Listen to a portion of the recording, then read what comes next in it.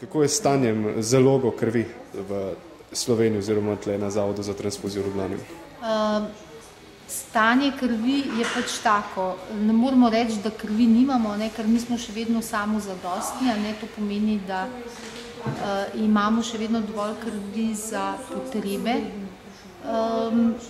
v Sloveniji, vendar pa je problem v tem, da moramo to zalogo dnevno dopolnjevati in je to včasih lahko kar težavno, ker so odzivi na vabila oziroma na akcije manjši, kot so bili pred leti.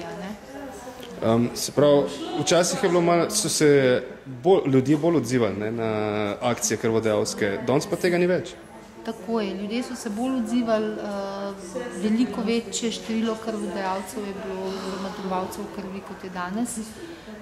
Tako da smo velikokrat nekje prepuščeni temu, da kličemo krvodajalce in jih pač povabimo, da pridejo darovati krvi, ker je včasih pač rezerva, bom rekla, ali pa zaloge so tako izpraznjene, da je pač to potrebno, so potrebni pač taki ukrepi.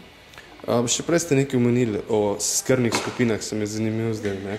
Največ je, kako gre to? A pozitivne krvi je največ, potem takoj zatem 0 pozitivne krvi, ampak prepričanje, da mogoče ene ali druge ne rabimo, je pravzaprav odveč, zato ker takšno, kakršna je zastopanost neke krvi v pač določeni skupini, je potem tudi povpraševanje po njej, tako da nekako gre po tem zakonu ponudba povpraševanja oziroma obratno. Zato je vsak darovalec dobrodošel, ne glede na to, kakšno krvno skupino ima. Se pravi, s tem rečem, mislim, da je iz filma nekateri so zavročali, da je 0, tip 0, da je sicer je univerzalen, ampak ni pa nič veliko bolj poseben kot vsi ostali. Ne.